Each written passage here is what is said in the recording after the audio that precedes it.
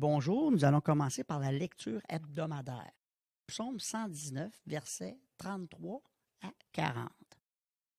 Éternel, enseigne-moi la voie de tes statuts, et je la garderai jusqu'à la fin. Donne-moi l'intelligence, et je garderai ta loi. Je l'observerai de tout mon cœur. Fais-moi marcher dans le sentier de tes commandements, car j'y prends plaisir. Incline mon cœur vers tes témoignages, et non vers le gain. Détourne mes yeux de regarder à la vanité. Fais-moi revivre dans tes voies. Ratifie à ton serviteur ta parole, laquelle est pour ceux qui te craignent. Détourne de moi l'opprobre que je crains, car tes ordonnances sont bonnes. Voici, je soupire après tes commandements. Fais-moi revivre par ta justice. Amen. Merci, mon frère Michel, de nous lire la parole de Dieu, cette nourriture-là pour notre âme qu'on a tant besoin. Bien, ce matin, bien sûr, on est dans la période une période assez spéciale, assez particulière qui affecte le monde entier. Et on devait regarder la lettre aux Romains. Par contre, avec des discussions, prier sur ça et tout, on s'est rendu compte que les gens sont inquiets aujourd'hui. Puis quoi de mieux que la parole de Dieu qui peut répondre à des inquiétudes, à des réponses, qu'est-ce qui arrive, qu'est-ce qui va se passer et tout ça. Et la parole de Dieu peut nous donner beaucoup de réponses au-delà de ce qu'on peut penser même parfois. Fait que ce matin, on va débuter un nouveau livre ancien qui est là depuis près de 2000 ans, l'Apocalypse ou la révélation de Jésus-Christ. On va regarder ça dans quelques instants, tout d'abord faisant une introduction, puis ce matin, on va regarder chapitre 1, les versets 1 à 8. Bien, bon Père Céleste, ce matin, c'est en toi qu'on veut se confier. Comme Michel nous le disait dans le psaume, Seigneur, si on veut écouter tes paroles et se guider sur ça. Puis pas marcher dans ce qui est vain, la vanité, mais marcher en toi. Fait que ce matin, accompagne-nous, accompagne ceux qui nous écoutent. Il y en a peut-être pour la première fois ou ceux qui sont là régulièrement que tu as conduit à écouter sur les sites sur YouTube ou sur pourchrist.com. Seigneur, bénis-les. Donne-moi la sagesse de bien présenter les choses, de bien parler en ton nom. Parce que c'est en ton nom, Seigneur, le Créateur de l'univers. Puis ceux qui ne te connaissent pas encore, mais qui regardent ça, que tu puisses les accompagner, leur parler et leur montrer que tu es le Dieu vivant, le Dieu tout-puissant, qui a tout entre ses mains. En ton nom, Jésus-Christ, Maître et Sauveur. Amen. Bien sûr, quelque chose de si petit qui fait fléchir le monde, si petit que ça prend des masques tellement denses des N95 pour empêcher ce virus-là qui bouscule la santé, donne des craintes de maladies, de décès, des craintes économiques qui bousculent tout. Pourtant, malheureusement, ce n'est pas la première et ça ne sera pas non plus la dernière des choses. Pessimiste? Non, réaliste. On a eu auparavant, il y en a eu dans le passé, mais là, ça devient de plus en plus puissant et difficile à contrôler. Fait que ce matin, on va regarder dans un contexte de la parole de Dieu. Qu'est-ce que Dieu a dit à propos des épidémies, des pandémies? On va clarifier ça. Voici les paroles de Jésus.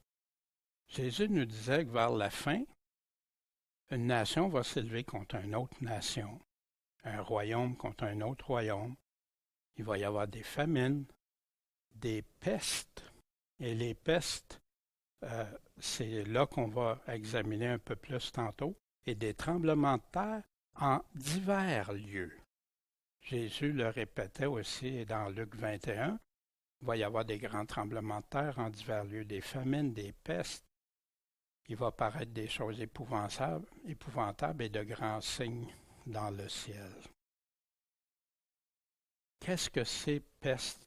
Le mot peste, le mot épidémie. La peste, épidémie, c'est similaire, synonyme. La pandémie, c'est quand l'épidémie se rend au travers le monde. Et c'est ce qu'on est en train de vivre actuellement.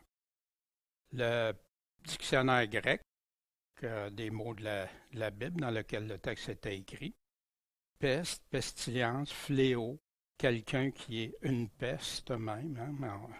Fait que si quelqu'un t'appelle ma petite peste, c'est pas nécessairement une bonne chose.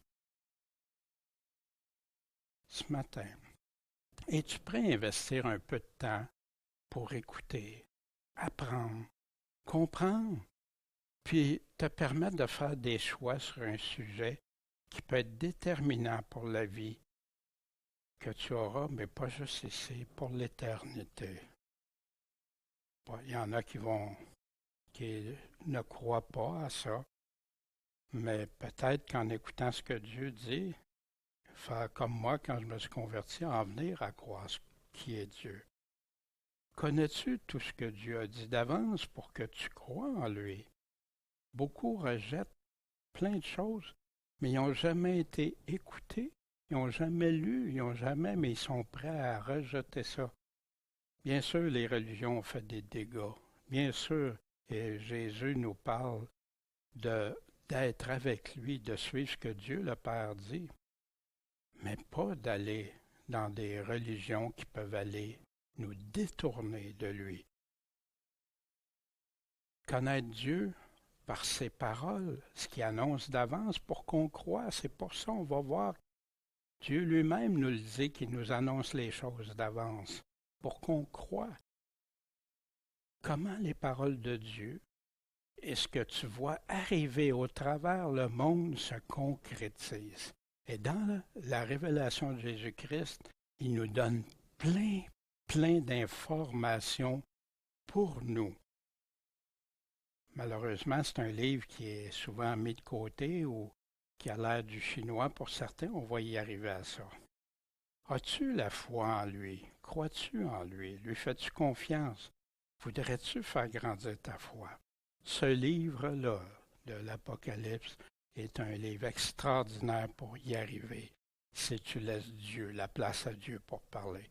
C'est une grande opportunité de certains de se repentir puis de se convertir à Dieu. Il y en a qui, en lisant l'Apocalypse, se sont convertis, ont fléchi les genoux devant Dieu quand ils ont réalisé qui il était puis qu'est-ce qu'il disait d'avance qui arrivait. Réveiller notre foi. Le Seigneur nous dit de veiller, de rester éveillé. Et malheureusement, plusieurs s'endorment.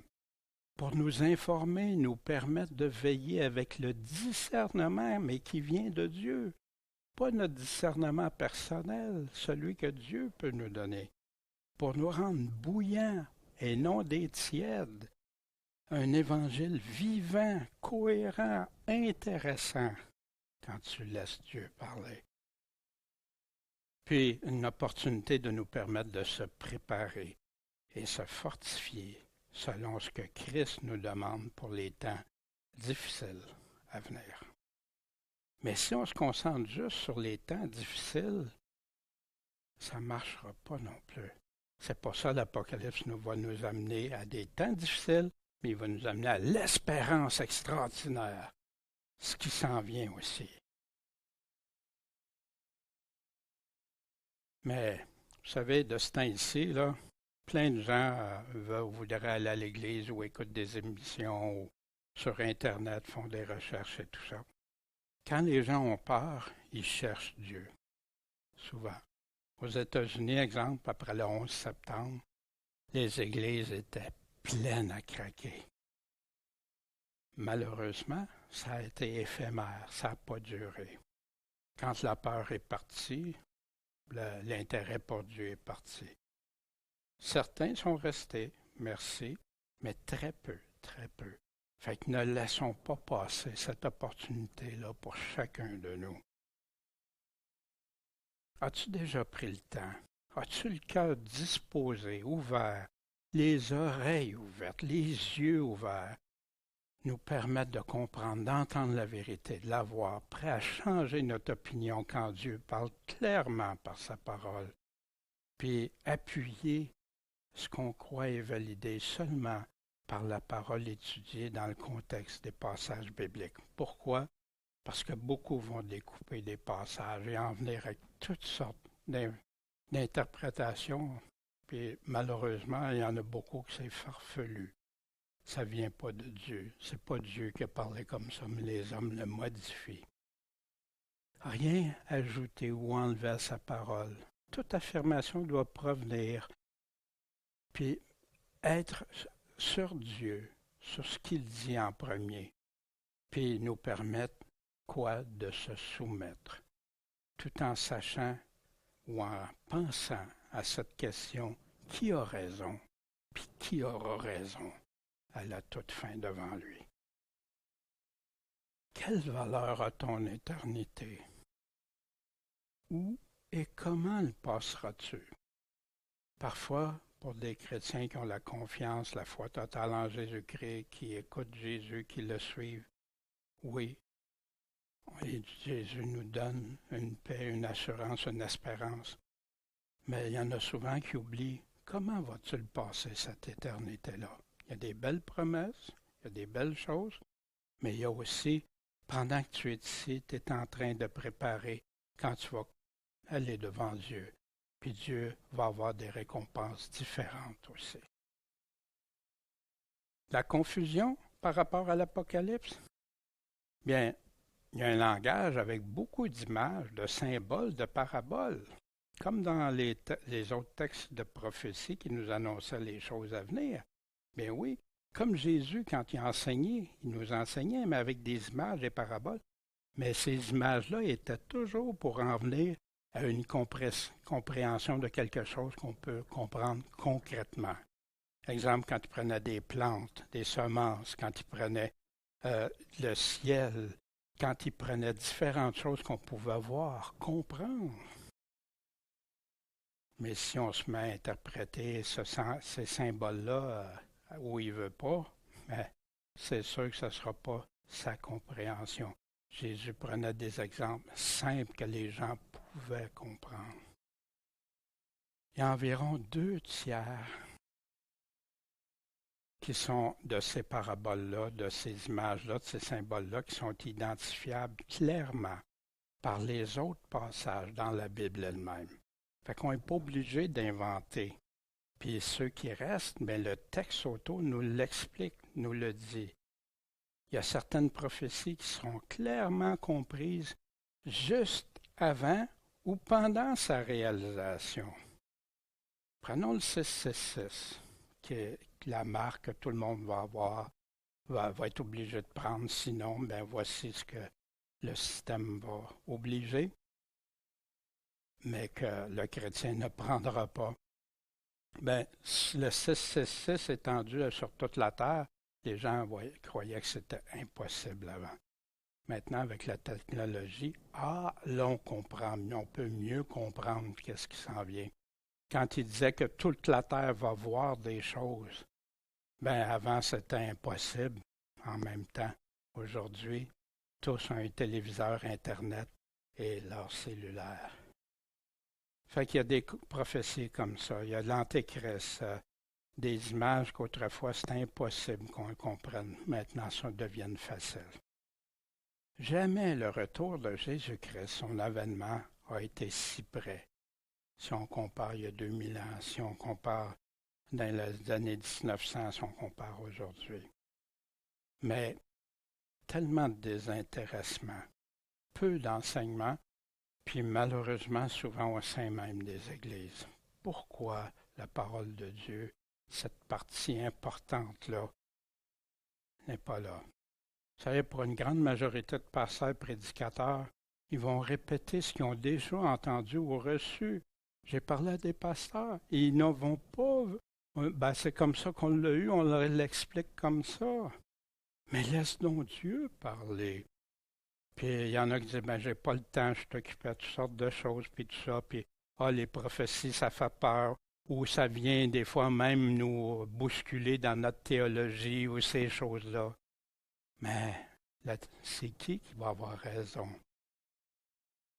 Il suffit, il y en a d'autres qui demeurent dans la confusion. Il y en a d'autres qui ils savent qu'est-ce que ça dit, mais ils n'osent pas en parler. Pourtant, dans ces personnes-là, il y a quelques années, il y avait moins de 1% qui osaient en parler, s'afficher, puis l'enseigner. Parfois de bonne façon, parfois de mauvaise façon. Pourtant, les prophéties représentent 1/3 de la Bible.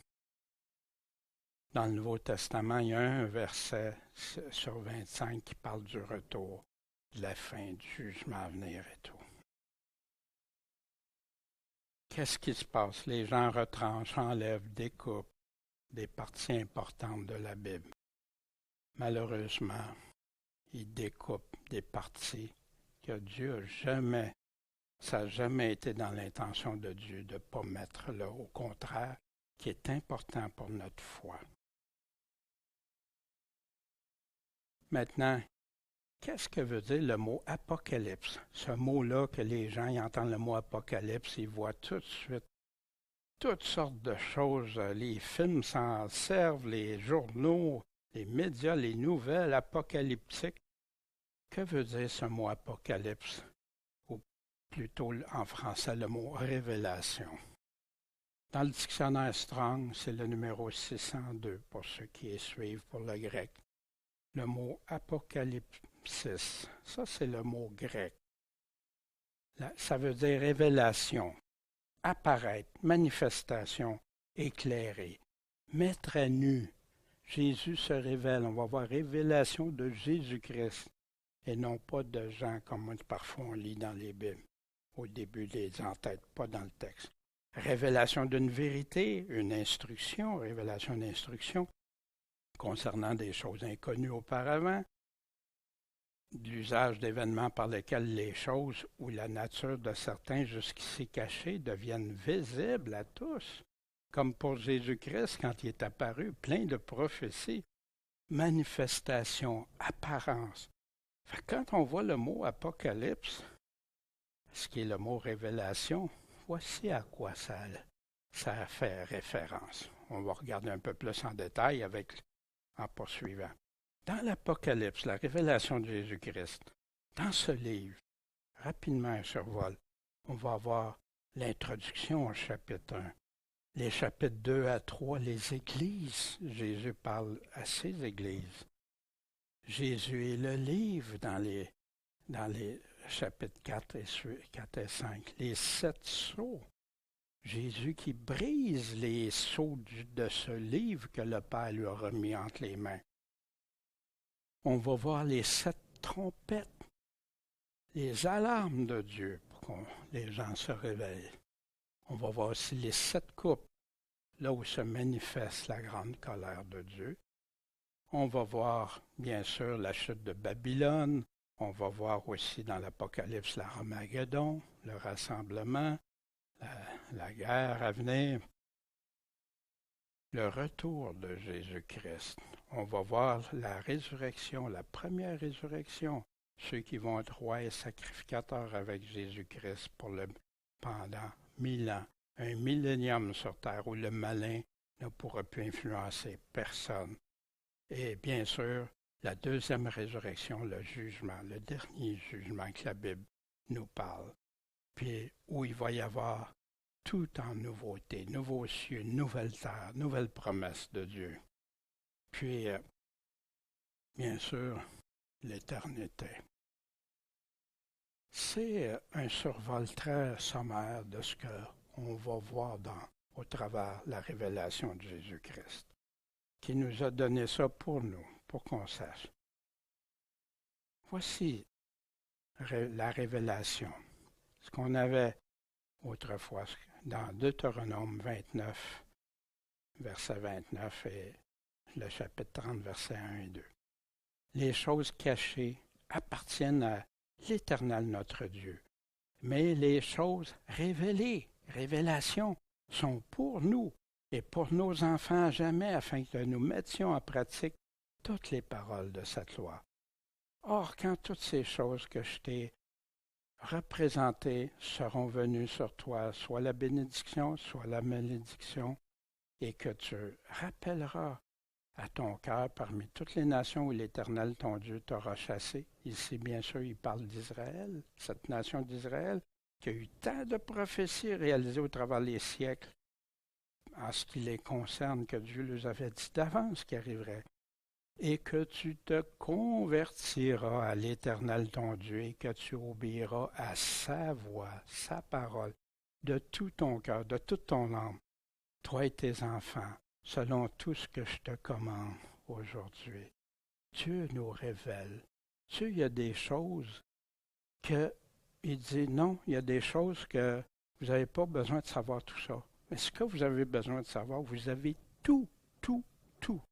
Rien manque pour notre foi.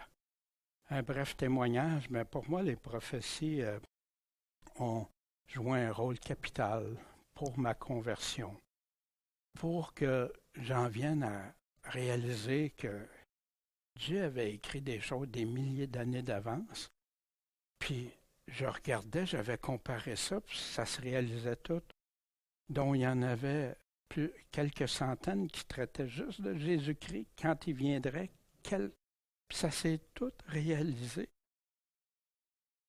Ça a été un point tournant dans ma vie. Puis il disait, quand Dieu parle, ça arrive. Pas comme des Nostradamus ou etc., des prophètes qui annoncent des affaires, puis que c'est tellement du chinois, puis toutes sortes de façons, puis qui en viennent à... C'est même pas ça qui survient. Puis les prophéties aussi par la suite, qui m'ont fait fléchir les genoux devant le Seigneur. Après m'ont servi pour l'évangélisation. J'ai réalisé qu'il y avait beaucoup de gens qui aimaient, qui étaient curieux de savoir qu'est-ce que Dieu avait dit. Puis ça les ouvrait à être disposés davantage à écouter ce que Dieu disait. Mais à une période, j'ai eu une compréhension mitigée, de la confusion. Parce que j'étais si solide pour la parole de Dieu, même si je n'étais pas affermi dans tout, mais j'aimais tellement. Mais fait que là, j'essayais d'écouter ici et là. Qui peut m'apprendre plus? Qui peut me faire comprendre? C'est des personnes qui ont étudié, Puis, plus que j'allais avec ça, plus que quand je lisais la Bible, puis ça, il y avait des choses, oui, il y avait des choses qui allaient très bien, mais il y a d'autres choses que ça ne marchait pas. J'en étais rendu même des fois quand je me suis réalisé, j'avais cette confusion, puis que j'étais plus prêt à écouter ce qu'un homme disait que qu'est-ce que les mots même que Jésus utilisait. Mais si je viens à douter des paroles de mon Seigneur, d'où ça provient, ça? Si je doute de lui, est-ce que je suis vraiment son disciple? Est-ce que je le suis, lui? Puis aussi, j'ai réalisé pourquoi je n'ai pas de misère à comprendre quand le Seigneur me parle de promesses, de bénédictions, de belles choses qui me sont agréables et tout ça. Mais quand j'arrive à des paroles qui sont plus dures, là, j'ai comme la confusion s'installe ou le mettre de côté. Puis là, comment ça, je comprenais plus à un moment donné. Puis là, je dis non, Seigneur, je vais faire un choix. C'est toi qui parles, c'est toi que je vais écouter. Moi, j'ai pas raison. Les hommes peuvent ne pas avoir raison. Toi, tu as raison. Est-ce que c'est que je veux entendre juste qu'est-ce qui fait mon affaire ou dire Seigneur, Seigneur, ou vraiment qui je vais croire? Toi, mon Dieu, avant tout. Qui dit vrai? Ma réponse est venue très clairement. Voici ce qui se passait dans mon cas. J'étudiais jamais ça, les prophéties, jamais comprendre. Mais je lisais, j'étudiais, je regardais, puis tout ça, au lieu de m'aider, m'a amené dans une confusion. Est-ce que ça peut être aussi solide que la Bible, la parole de Dieu? Pourquoi avoir tant besoin? Si j'aurais juste ma Bible, est-ce que je pourrais écouter et comprendre Jésus, les apôtres et les prophètes? Ma réponse est venue clairement. Qu'est-ce que j'aurais besoin de plus pour ajouter, pour être dans la vérité, celle de Dieu? Rien. Est-ce que ce que je croyais venait seulement de ses paroles? Non, j'ai dû m'en rendre compte. Est-ce que les hommes peuvent se tromper et tromper? Oui, la Bible nous le dit à plusieurs reprises. Dans le Nouveau Testament, c'est rempli d'avertissements. Mais jamais Dieu. Dieu ne ment pas.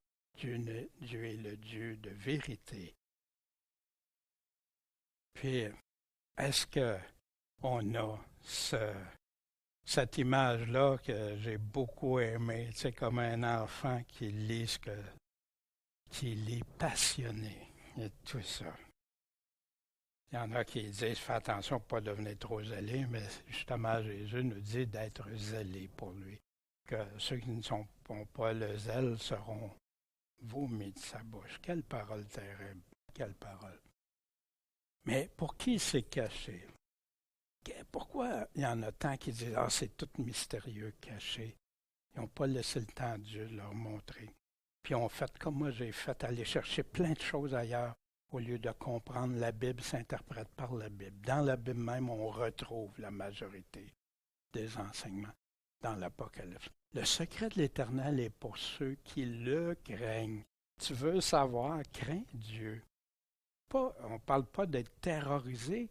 Non, c'est un Dieu tout-puissant. C'est lui à qui on va être redevable. C'est lui qui veut qu'on marche dans l'amour, la bonté, la sainteté. Et il leur fera connaître son alliance à ceux qui le craignent. Mes yeux regardent sans cesse vers l'Éternel. C'est en lui que je me confie. Il fera sortir mes pieds du filet. Il y a toutes sortes de pièges.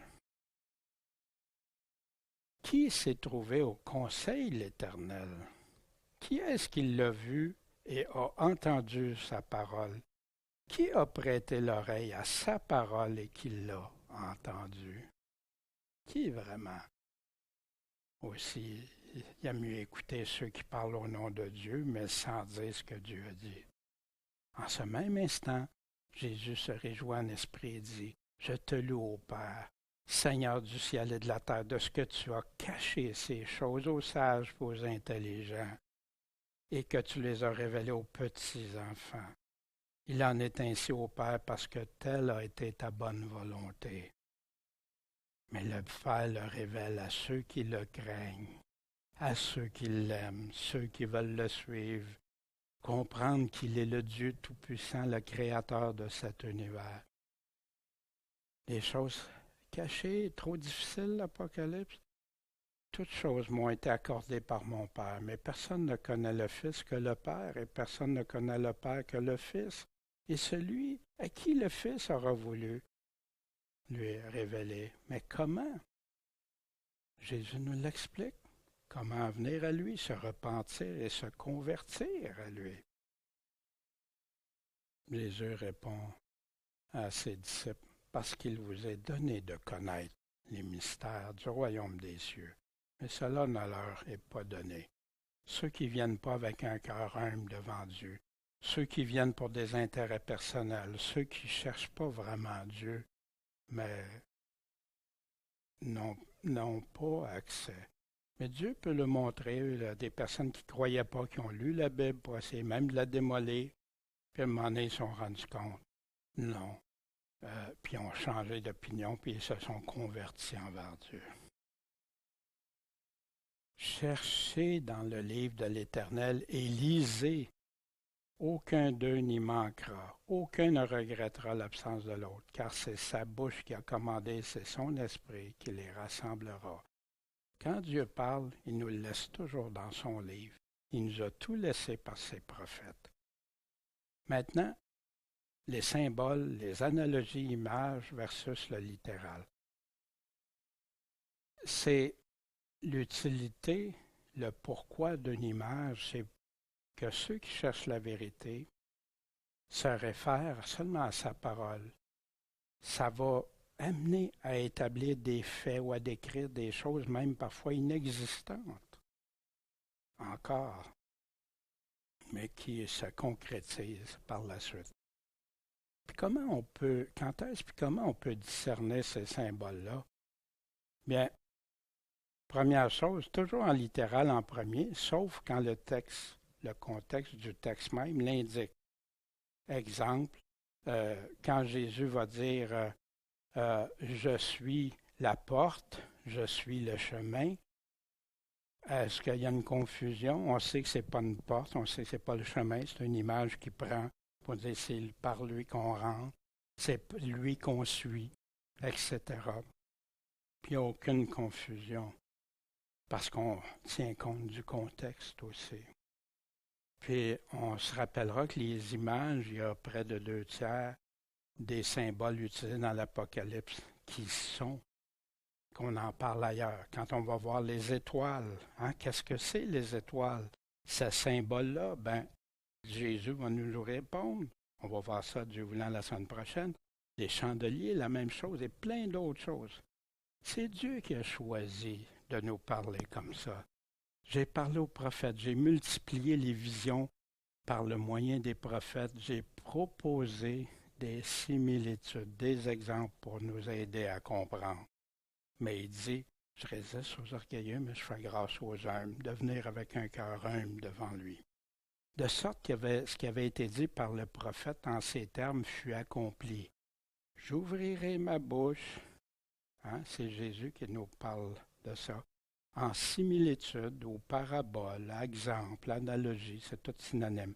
J'annoncerai des choses qui ont été cachées depuis la création du monde.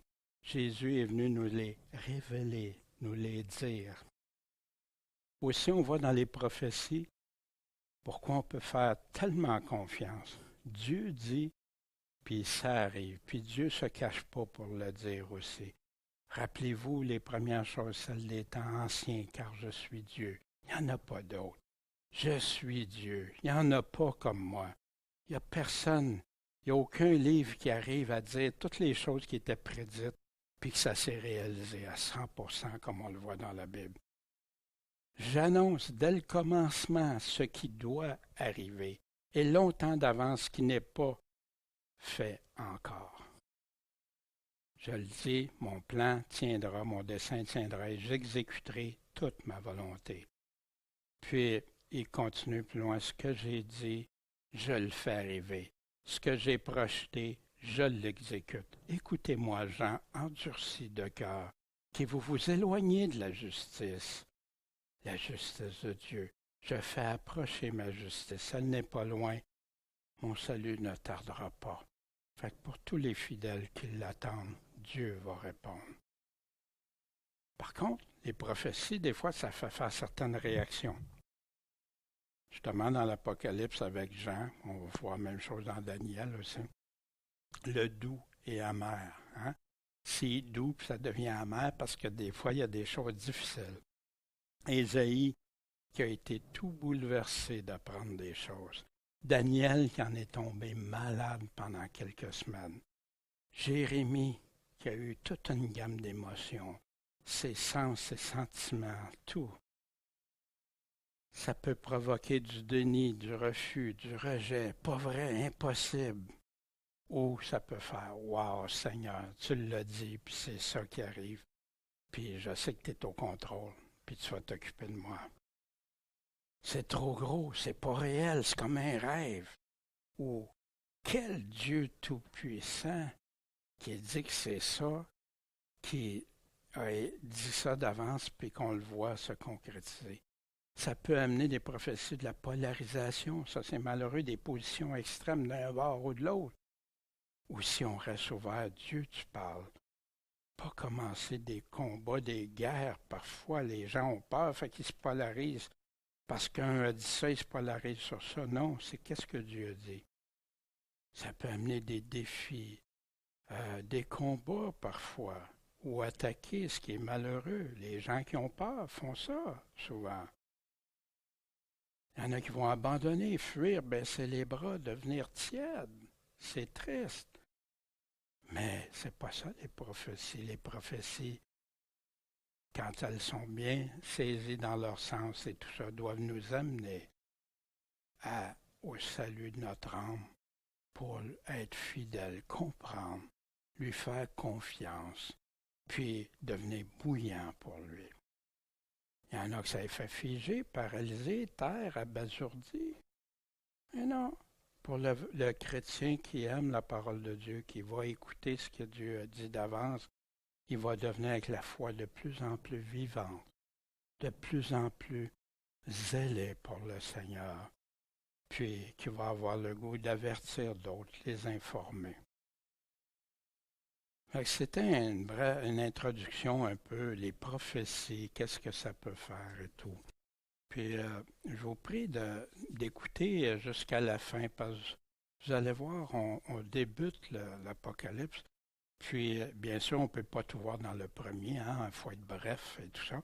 Mais ceux qui sont intéressés, sur le site pourchrist.com, vous avez tout l'enseignement des études sur l'Apocalypse. Vous avez même des études sur les prophéties, Matthieu 24, Luc 21, Marc 13 et Daniel, etc. Fait que gênez-vous pas si vous voulez aller écouter. Ces enseignements sont plus longs, bien sûr, c'est moins synthèse que ce que je donne ici, mais avec ça, je crois que ça peut édifier votre foi. Puis en passant, si vous n'êtes pas d'accord avec moi ou ce que je dis, ça c'est correct. Mais soyez d'accord avec ce que Dieu dit. Ça, c'est important. C'est ça qui va faire toute une différence. Puis de grâce, moi, je demande à Dieu de m'aider de tout. Je le supplie de tout mon cœur de dire sa parole comme lui le veut. C'est trop sérieux. C'est sérieux pour mon âme, pour celle des autres et tout. Voici la lecture. La première phrase du livre. Révélation, Apocalypse de Jésus-Christ. C'est Jésus-Christ qui va se manifester, se révéler, qui va nous dévoiler ce qu'il a reçu de Dieu pour montrer à ses serviteurs quoi? Les choses qui doivent arriver bientôt. Le but de ce dévoilement-là, pourtant qui est si mal compris par plusieurs, mais quand on lit, on relit, on se laisse parler par le Seigneur, la parole devient apaisante, la parole devient de plus en plus claire, la parole, on se familiarise, puis on n'a plus ces émotions comme on a regardé tantôt. Il nous montrait ce qui doit arriver bientôt, puis qu'il a fait connaître par l'envoi de son ange à Jean, son serviteur. Fait qu'on va voir l'apôtre Jean, il fait référence souvent à l'ange. Vous vous souvenez du terme révélation, apparaître, manifestation, éclairer. C'est tout ça synonyme de Jésus-Christ par sa révélation. Au verset 2, lequel Jean a rapporté la parole de Dieu et le témoignage de Jésus-Christ et tout ce qu'il a vu. Fait que Jean rapporte quoi? Ses paroles. Les paroles de quelqu'un d'autre? Non. Non, la parole de Dieu. Puis le témoin, Jésus-Christ, qui il est ce témoin-là, le Fils de Dieu. Puis le Fils de Dieu qui a fait dire tout ce qu'il a vu. Fait que Jean, quand on va lire, si on lit la révélation du début à la fin, on va avoir la parole de Dieu, puis tout le témoignage de l'esprit de prophétie de Jésus-Christ, on va tout voir ça. Au commencement était la parole. La parole était avec Dieu, puis la parole était Dieu. On parle de Jésus-Christ ici. Elle était au commencement avec Dieu. Toutes choses ont été faites par elle. Rien de ce qui a été fait n'a été fait sans elle. En elle était la vie, et la vie était la lumière des hommes. La lumière a lui dans les ténèbres. Ça a brillé, mais les ténèbres ne l'ont pas reçu. Ils ont voulu préférer garder leur façon. My way, à ma façon, au lieu de dire à la façon de Dieu. Puis le Père a donné un témoignage tellement puissant concernant Jésus. C'est ici mon Fils bien-aimé en qui j'ai pris plaisir. Écoutez-le, c'est lui qu'on écoute. C'est lui qui a les paroles de la vie éternelle, c'est lui qui a les choses à venir, c'est lui qui connaît tout de ces choses-là. Pourquoi écouter les prophéties de Dieu? Voici ce que Dieu dit au travers du prophète Amos. Si la trompette sonne dans une ville, le peuple ne sera-t-il pas alarmé? Les trompettes pour alerter. Aujourd'hui, on a des sirènes, toutes sortes de choses. Et s'il arrive un malheur dans une ville, n'est-ce pas l'Éternel qui l'a fait? Car le Seigneur l'Éternel ne fait rien qu'il n'ait révélé son secret à ses serviteurs, les prophètes. Qu'est-ce que ça nous dit ici? Dieu, il ne fera pas rien qu'il n'a pas déjà annoncé d'avance. Puis à qui il l'a annoncé? À ses prophètes. Pas n'importe quel prophète, à ses prophètes. Le Seigneur l'Éternel parle. Qui ne prophétisera pas? Qui ne dira pas ce que Dieu a dit?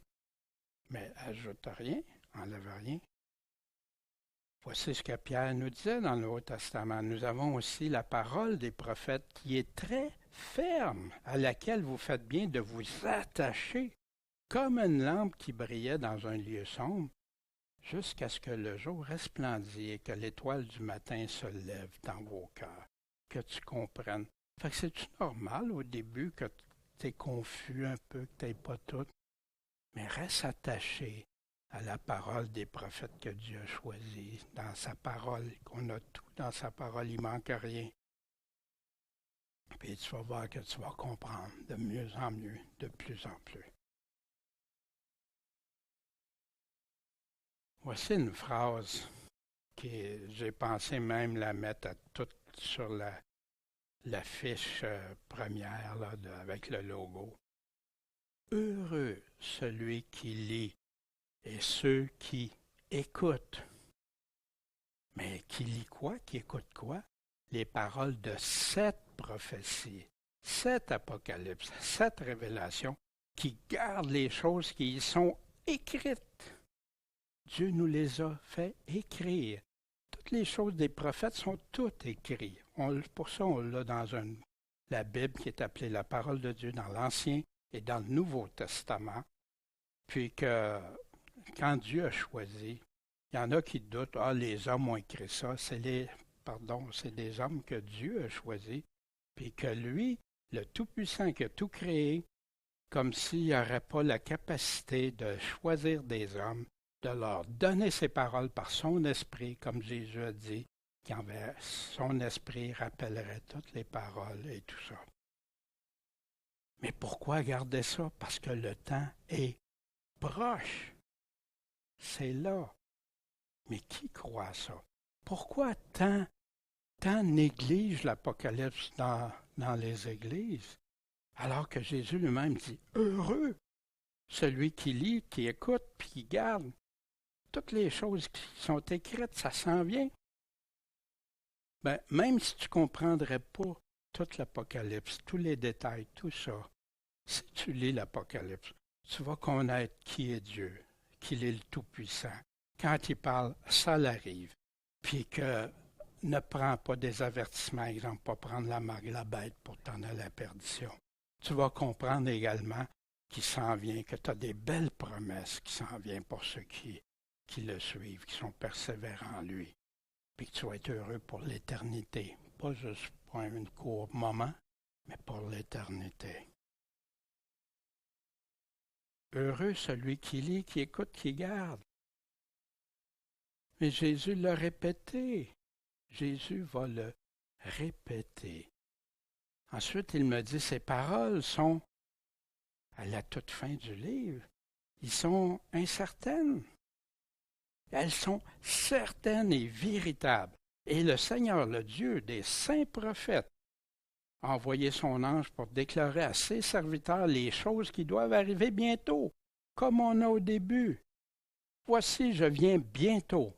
Heureux celui qui garde les paroles de la prophétie de ce livre. Puis là, Jean dit, je suis celui qui a vu et entendu ces choses. Et après les avoir entendues et vues, je me suis jeté au pied de l'ange qui me les montrait pour l'adorer. Mais il m'a dit, garde-toi de le faire, parce que je suis ton compagnon de service et celui de tes frères, les prophètes. Puis là, il rajoute quelque chose. Et de ceux qui gardent les paroles de ce livre. En fais-tu partie? Adore Dieu. Puis il me dit aussi, ne scelle pas, ne cache pas les paroles de la prophétie de ce livre, car le temps est proche. Tout bon ministre de Dieu doit les annoncer. Puis s'il ne comprend pas, qu'il demande à Dieu qu'il va lui révéler, puis qu'il cherche vraiment. Puis, ajoute pas. Si tu peux rien dire d'autre, ajoute pas. Enlève rien. Le temps est proche. Puis, il y a plein de paroles tellement claires dans tout ça que tu peux enseigner. Tellement claires, même si tu n'as pas tout ensemble. Mais qui peut se permettre de négliger ces paroles? Jésus continue au verset 16. Toujours au chapitre 22. Moi, Jésus, j'ai envoyé mon ange pour vous rendre témoignage de ces choses dans les églises. À qui? Les églises. Je suis le rejeton, la postérité de David, l'étoile brillante du matin. On retrouve ça ailleurs dans la Bible. Je proteste à quiconque entend les paroles de la prophétie de ce livre, que si quelqu'un y ajoute, Dieu fera tomber sur lui les plaies écrites dans ce livre. Wow! Wow, Seigneur, que j'ajoute rien, s'il te plaît. Et que si quelqu'un retranche les paroles du livre de cette prophétie, Dieu retranchera sa part du livre de vie et de la sainteté et des choses qui sont écrites dans ce livre. Celui qui rend témoignage de ces choses dit, « Oui, je viens bientôt. Amen. Oui, Seigneur Jésus, viens. » Qui peut négliger ça? Mais pourtant, il y a plein de versions de Bible qui ont rajouté, comme la parole vivante, exemple, au-dessus de 1000, quelques centaines de mots dans l'Apocalypse. Wow! Quel est le sérieux? D'autres qui vont enseigner, mais ils vont découper, ils vont passer par-dessus plein de choses, enlever des choses, en rajouter. C'est comme si Dieu parle, mais pour eux, ça... Quelle tristesse, quelle apostasie.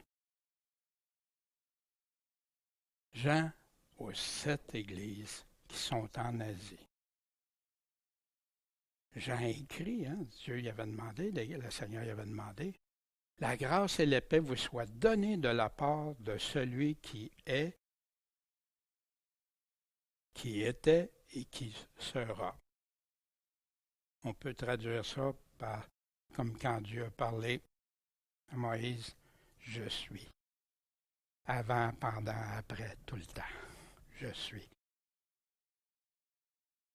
De la part des 7 esprits qui sont devant son trône. Ça, on va regarder ça la semaine prochaine, les 7 esprits. Jean y écrit à 7 églises. Quel bonheur! C'est difficile, quand tu as 7 églises qui ont les 7 lettres, la même lettre, après ça, d'aller changer des choses comme certains disent. Voici ce que Pierre nous disait. Élu selon la préscience de Dieu, Dieu savait d'avance qu'il y en a qui seraient choisis pour être sanctifiés par l'Esprit, pour obéir à Jésus-Christ et pour avoir part à l'aspersion de son sang. Mais là, que la grâce et la paix vous soient multipliées. Quand Jean annonce la paix aux églises, ça inclut ces choses-là aussi pour obéir à Jésus-Christ, puis après être purifié par son sang, lui obéir. Puis là, la grâce et la paix vont nous être multipliées. Puis Jean continue, et de la part de Jésus-Christ, le fidèle témoin, le premier-né d'entre les morts et le prince des rois de la terre. Fidèle témoin. Jésus dit, je suis venu rendre témoignage à la vérité. Il a été celui à qui on peut regarder sans avoir aucun doute. Il est le premier-né d'entre les morts. Dans 1 Corinthiens 15, il nous le dit. Le premier ressuscité. Comme Jésus a été ressuscité. Pas comme Lazare, pas comme les autres. Non, une résurrection avec un corps nouveau. Tout transformé, tout changé. Puis, le prince des rois de la terre. Qui a le contrôle? À celui qui nous a aimés et qui nous a lavés de nos péchés par son sang. Tantôt on l'a vu dans Pierre, pour avoir droit à l'aspersion, son sang. Et parce que Jésus a payé sur la croix, quand il a versé son sang pur pour des personnes impures comme moi. Puis il a dit, Daniel, j'ai versé mon sang pur pour toi, à ta place. Puis il nous a fait des rois et sacrificateurs de Dieu, son Père. Wow! Je ne sais pas si les gens réalisent, les chrétiens réalisent, roi et sacrificateur de Dieu, son Père. Roi, on est-tu roi sur la terre? Non. Mais dans sa promesse, ça s'en vient. À lui soit la gloire et la force au siècle des siècles. Voici, quand Jésus nous parle qu'on va devenir sacrificateur, des prêtres autrefois qui appelaient, et le règne, la gloire, le règne, roi, heureux et saint celui qui a part à la première résurrection. Ça arrive au chapitre 19 et 20. La seconde mort n'a pas de pouvoir sur eux. Fait que la seconde mort qui va être au grand trône blanc, le jugement dernier. Mais ils seront sacrificateurs de Dieu et de Christ, exactement ce qu'il est en train de parler, et régneront avec lui pendant 1000 ans. Seront rois avec lui pendant 1000 ans. Puis après ça, bien sûr, pour l'éternité. Voici ce que Pierre dit à vous aussi, comme des pierres vivantes. Vous êtes édifiés pour être une maison spirituelle, une sacrificature sainte, afin d'offrir des sacrifices spirituels agréables à Dieu. Fait, oui, sacrificateur maintenant, voici le pourquoi, en attendant ce que Dieu va nous donner par Jésus-Christ. Jésus revient. Est-ce qu'on peut en être sûr? Ben moi, j'en suis à 100% sûr. Puis, avec toutes les prophéties qu'on a vues dans le passé, qui se sont réalisées à la lettre, on n'a pas à douter. Voici, il vient sur les nuées, et tout œil le verra. Ceux même qui l'ont percé, et toutes les tribus de la terre vont se frapper la poitrine devant lui. Les gens vivent actuellement sans, ils font ce qu'ils veulent, comme ils veulent. Mais un jour, au son de la trompette, sur les nuées, Jésus-Christ revient. Puis là, ça va être l'heure. Est-ce qu'on a été fidèle au Seigneur Jésus-Christ ou non? Je regardais dans ces visions de la nuit et je vis comme le Fils de l'homme. Ça vient du livre de Daniel qui a été écrit des centaines d'années avant que Jésus vienne au monde.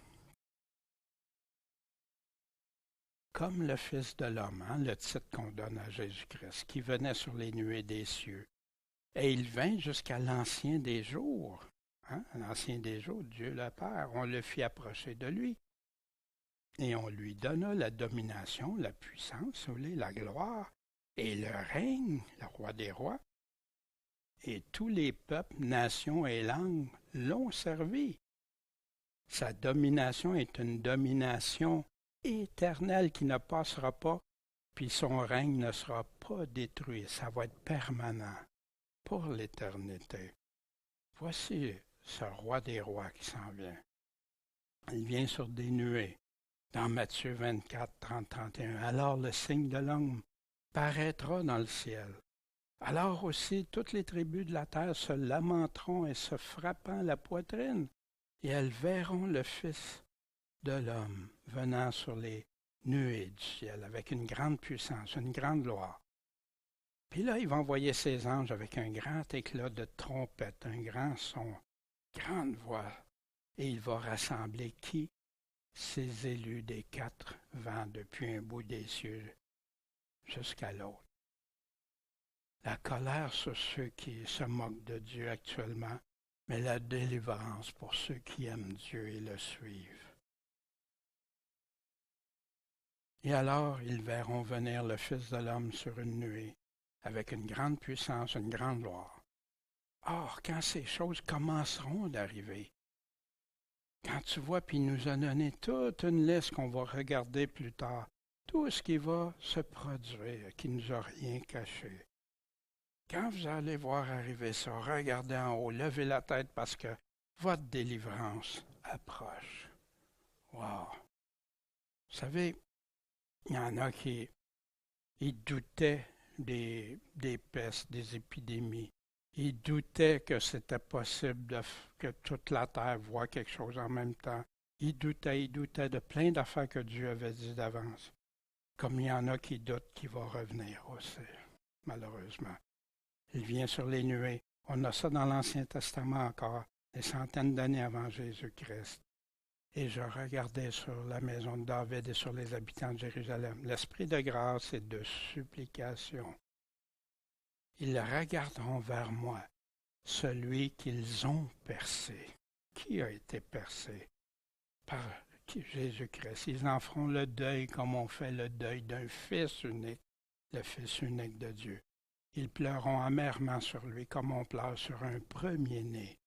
Un autre titre de Jésus-Christ. En ce jour-là, le deuil sera grand à Jérusalem, tel que fut le deuil d'Ada, de Rimon, dans la vallée de Megiddo par certains, puis qui est l'Armageddon qu'on va revoir dans l'Apocalypse aussi, le rassemblement contre Israël. Toutes les prédictions d'avance, puis ça s'en vient. Et après qu'il eut dit ces paroles, Jésus fut élevé pendant qu'il regardait. Puis il y a une nuée qui les a dérobés à leurs yeux. La nuée revient constamment. Et comme ils avaient les yeux attachés au ciel pendant qu'ils s'en allaient, 2 hommes, hommes, anges, on regardera ça éventuellement, se présentèrent à eux en vêtements blancs et leur dirent, « Hommes galiléens, pourquoi vous tenez-vous là à regarder au ciel? Ce Jésus qui a été enlevé d'avec vous dans le ciel, il va revenir de la même manière que vous l'avez vu monter au ciel. Tout œil le verra revenir. Encore là, des nuées sont présentes. Dans l'Apocalypse, la Révélation, chapitre 14, qu'on va voir aussi, j'ai hâte d'arriver là. Je regardais encore et voici, il y avait une nuée blanche. Et sur la nuée, quelqu'un d'assis qui ressemblait au Fils de l'homme, ayant sur sa tête une couronne d'or, puis en sa main une faux tranchante, similaire à l'épée tranchante. Le retour de Jésus. Dans Luc 21, ce qui s'en vient, la parole de Dieu nous le dit, les hommes seront comme rendant l'âme de frayeur. Imaginez actuellement les gens, il y en a qui sont tout tourmentés, l'âme en tourment et tout, puis la frayeur partout, pour un petit virus pratiquement invisible. Mais là, c'est avec la liste des choses qu'il nous a données, dans l'attente des choses qui surviendront dans le monde. Car les puissances des cieux seront ébranlées. Et alors, ce qui veut que les gens pensent que tout est stable, ben oui, Dieu tient ça. Jésus dit, je tiens ça. Un jour, ça va changer. Et alors, ils verront venir le Fils de l'homme sur une nuée, avec une grande puissance et une grande gloire. Or, quand ces choses commenceront à arriver, regardez en haut, levez la tête parce que votre délivrance approche. Puis après, il nous a dit une similitude, un exemple, une parabole, un symbole. Voyez le figuier et tous les arbres. Quand ils poussent, vous jugez de vous-même en vous les voyant que l'été est proche. Hein? On regarde les arbres, ben oui, les bourgeons sont là et tout. De même, quand vous verrez arriver ces choses, sachez que le royaume de Dieu est proche. Je vous dis en vérité que cette génération ne passera point que toutes ces choses n'arrivent. Le ciel et la terre vont passer, mais pas mes paroles. Wow! Sûr à 100%. Qui croit Jésus? Puis au verset 8, on va arrêter ici, j'ai quelques diapos, là, 2 autres, mais on va arrêter ici la lecture au verset 8 pour ce matin.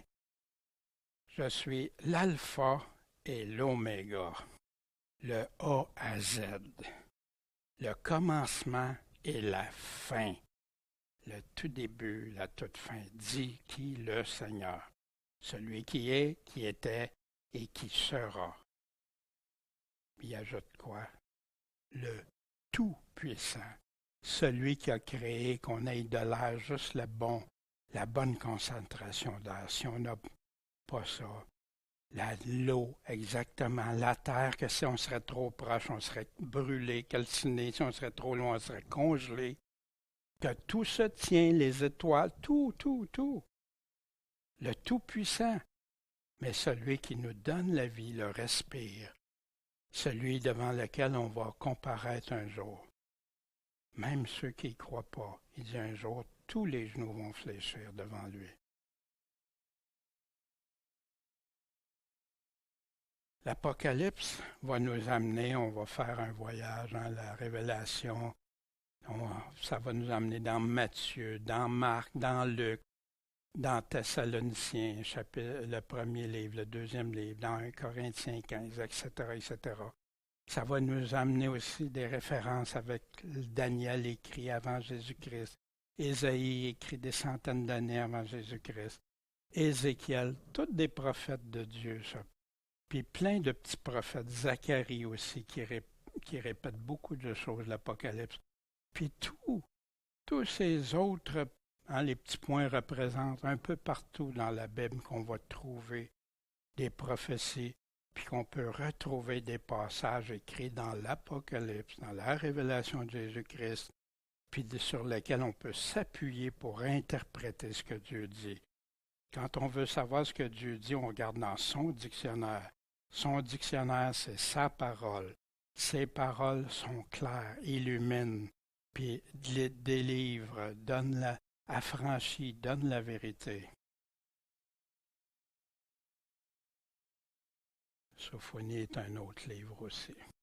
En réflexion ce matin. Quel sentiment t'anime face aux prophéties de la fin des temps, tel qu'on le connaît maintenant? Dieu a dit que ça change. Tous les scientifiques, tout le monde le sait, les journalistes, tout le monde le sait que le monde est en train des grands bouleversements, des choses qu'on n'avait jamais vues auparavant. Jésus, il dit vers la fin, ça va être comme les douleurs de l'enfantement.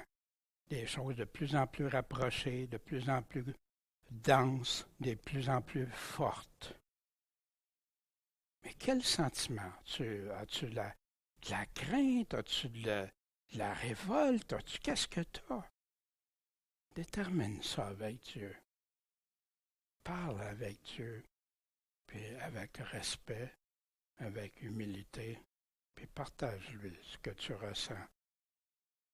Puis, pour ceux qui aiment Jésus-Christ, qui disent, mais Dieu, je t'aime, celui qui m'aime garde mes commandements, va suivre sa parole, va le suivre lui. Bien, Seigneur, garde-nous ces sentiments en grandissant toujours.